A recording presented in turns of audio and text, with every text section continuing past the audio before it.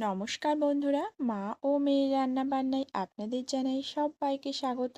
সবাই কেমন আছেন? আশা করছি সবাই খুব ভালো আছেন। আজকে আবারও একটা সম্পূর্ণ নতুন রেসিপি নিয়ে আপনাদের মাঝে এলাম। আজকের রেসিপি ফুলকপির পকোড়া।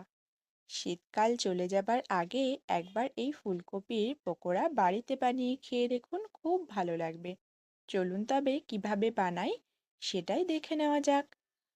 আমি একটা ফুলকপি নিয়েছি, এটাকে ভালো করে কেটে নিচ্ছি।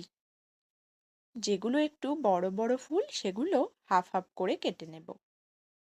এই যে কেটে জলের মধ্যে বেশ কিছুক্ষণ রেখে দিয়েছি।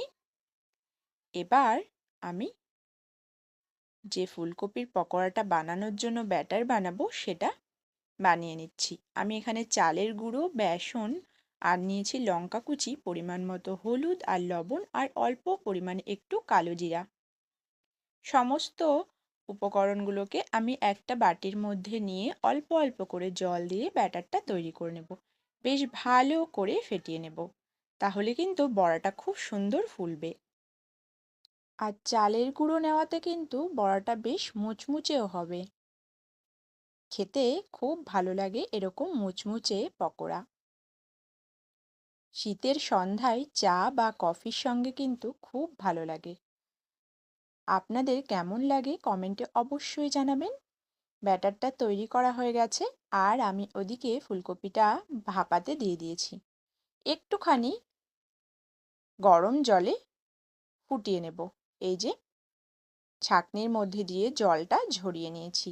কড়াইতে তেল গরম করে এবার বেসনের ব্যাটারে চুবিয়ে চুবিয়ে তেলটা বেশ ভালো করে গরম হয়ে গেলে ফুলকপিগুলোকে ভেজে নেব। আমার চ্যানেলে নতুন বন্ধু হয়ে থাকলে চ্যানেলটি সাবস্ক্রাইব করে আমার পাশে থাকার অনুরোধ রইল। ভিডিওর পাশে বেল আইকন রয়েছে, প্রেস করে রাখবেন, তাহলে যখনই আমি নতুন নতুন রেসিপি শেয়ার করব সবার প্রথমে আপনার কাছে নোটিফিকেশান পৌঁছে যাবে। আমার রেসিপি আপনাদের কেমন লাগে কমেন্টে জানাতে একদমই ভুলবেন না। বড়াগুলো বেশ ভালো করে উল্টে পাল্টে ভেজে নেব মুচমুচে করে, তাহলেই কিন্তু রেডি আমাদের গরম গরম ফুলকপির পকোড়া বা বড়া।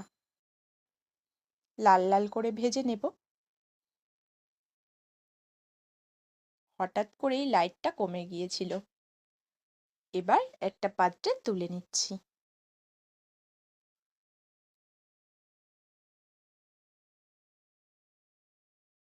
বড়াগুলোর আর এক ব্যাচ আমি ভেজে নিচ্ছি।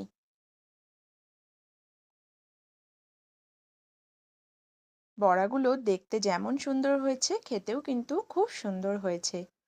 এভাবে বাড়িতে বানিয়ে আমাকে কমেন্টে জানাতে ভুলবেন না। নিয়ে চলে এসেছি গরম গরম ফুলকপির পকোড়া, সঙ্গে কিন্তু চা বা কফি, আপনারা যেটা পছন্দ করেন সেটাই নিয়ে নেবেন।